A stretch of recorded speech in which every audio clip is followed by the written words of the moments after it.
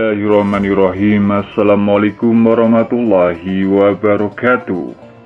Nabi Hanzalah alaihissalam adalah salah satu nabi yang hidup di zaman Zulkarnain alaihissalam. Nama aslinya adalah Hanzalah bin Sifwan dari Bani Israel. Nabi Hanzalah juga merupakan salah satu nabi yang tidak disebutkan dalam Al-Quran. Namun, kisah mengenai kaum yang dibimbingnya ada di dalam Al-Quran. Kaum yang dibimbing oleh Nabi Hanzalah adalah kaum As-Saburrashi. Dan Allah mengabadikannya dalam surah Qaf ayat 12. Sebelum mereka yang menentang Nabi Muhammad, kaum Nabi Nuh dan As-Saburrashi, serta Thamud kaum Nabi Soleh, telah juga mendustakan rasulnya masing-masing. Menurut kisah dari Al-Kisai, kota yang ditinggali oleh Hanzalah, terdapat sebuah gunung yang bernama Falaj, yang menjadi salah satu tempat burung yang bernama Anko. Anko adalah seekor burung besar, yang apabila terbang sayapnya akan menutupi cahaya matahari. Bulunya memiliki warna yang sangat banyak, lehernya menyerupai leher unta, memiliki 4 sayap, 2 panjang dan 1 lagi pendek. Burung ini sering mengambil beberapa hewan ternak dan hewan yang sudah mati. Disebutkan bahwa burung ini memiliki cakar yang sangat tajam, bahkan bisa membawa seekor gajah yang mati. Burung ini awalnya tidak mengganggu kaum As-Saburrashi, sampai suatu saat burung ini mulai memangsa dengan lepas kendali. Burung ini mulai memangsa anak-anak dari kaum As-Saburrashi, sehingga kaum ini mengadu kepada Nabi Hanzalah. Nabi Hanzalah pun berdoa kepada Allah, "Ya Allah, matikanlah binatang tersebut dan putuskanlah keturunannya." Allah Subhanahu wa Ta'ala mengabulkan doa Nabi Hanzalah. Seketika burung Anko pun terbakar, sehingga tidak ada yang tersisa lagi di muka bumi. Kejadian ini terjadi sebelum Nabi Hanzalah diutus Allah untuk mengajak kaum As-Saburrashi beriman. Lalu siapa sebenarnya As-Saburrashi ini? Menurut Qisas Al-Anbiya yang ditulis oleh Ibnu Katsir, kaum As-Saburrashi ini merupakan salah satu kaum yang ada di daerah Yaman. Kaum As-Saburrashi ini sering disebut kaum Ras. Nabi Hanzalah diutus ke kaum ini untuk memperingatkan dan mengajak mereka agar beriman kepada Allah Subhanahu wa Ta'ala. Kaum Ras merupakan kaum yang tidak menyembah Allah Subhanahu wa Ta'ala. Mereka menyembah salah satu pohon sanobar yang bernama Syakdirak. Syakdirak itu sendiri memiliki arti raja pohon.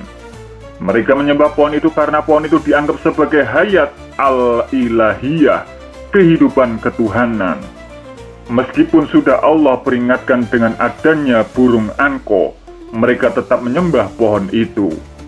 Alasan mengapa mereka menyebut pohon itu hayat al-ilahiyah, karena pohon itu awalnya ditanam oleh salah satu anak Nabi Nuh yang bernama Yafid bin Nuh. Yafid bin Nuh menanam pohon ini pasca badai topan di tepian mata air. Mata air itu pun disebut Rosyan Aub.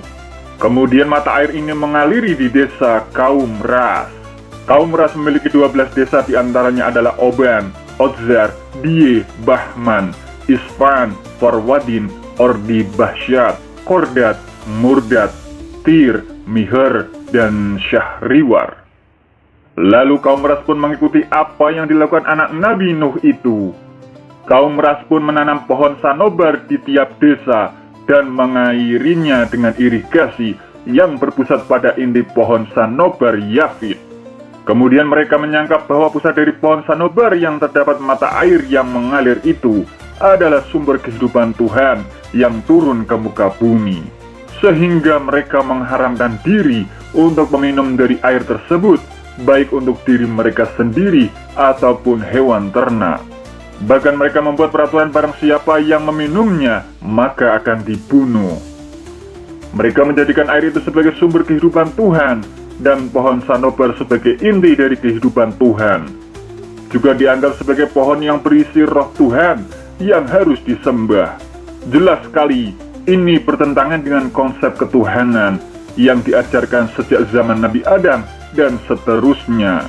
Kaum Ras sering mengadakan acara sehari dalam satu bulan yang dijadikan sebagai hari besar untuk membuat persembahan di tiap desa.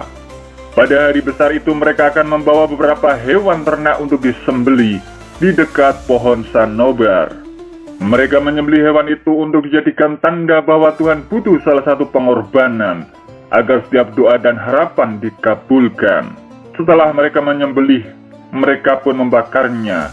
Ketika asap pembakaran dari hewan kurban tersebut naik ke atas, mereka pun mulai bersujud ke pohon, menangis, dan mengadakan doa serta permohonan.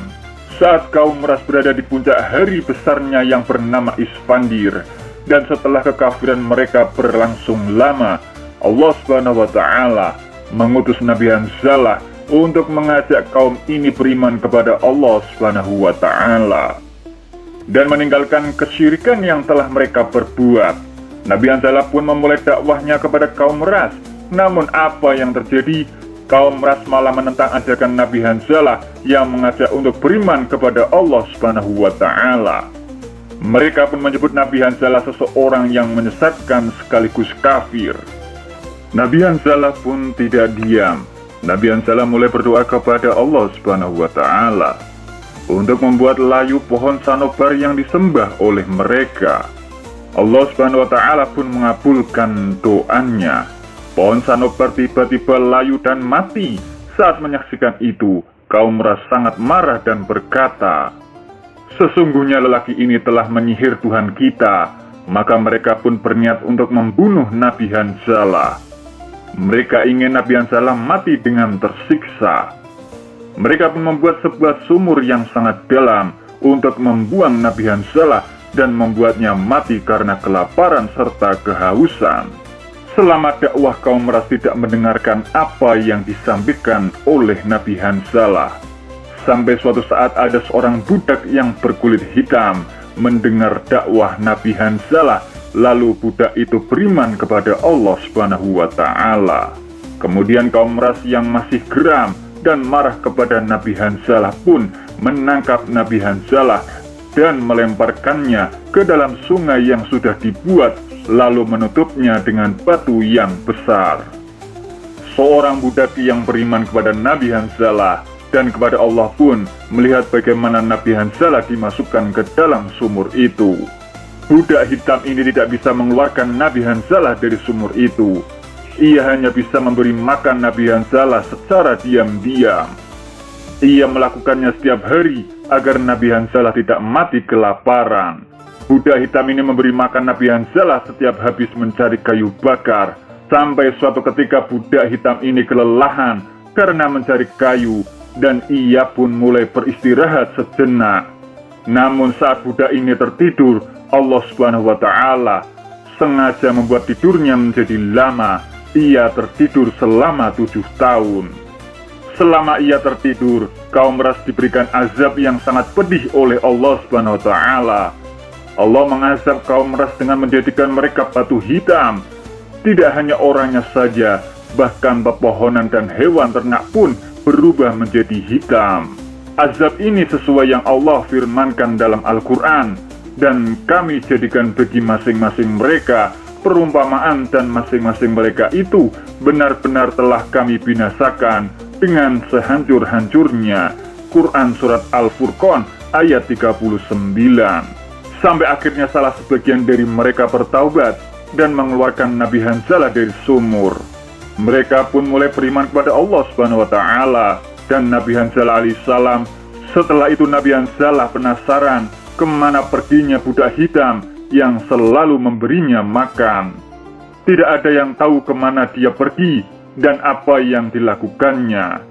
Kisah ini diceritakan dalam sebuah tafsir Nabi Muhammad SAW. Bersabda, lalu Nabi kaum tersebut bertanya keberadaan budak tentang apa yang dilakukannya. Mereka menjawab, kami tidak tahu, sampai Allah Subhanahu wa Ta'ala mencabut ruh Nabi itu. Dan setelah wafatnya, Allah membangunkan budak hitam tersebut dari tidurnya. Budak hitam itulah orang yang pertama kali masuk surga. Semoga kisah ini bermanfaat. Wassalamualaikum warahmatullahi wabarakatuh.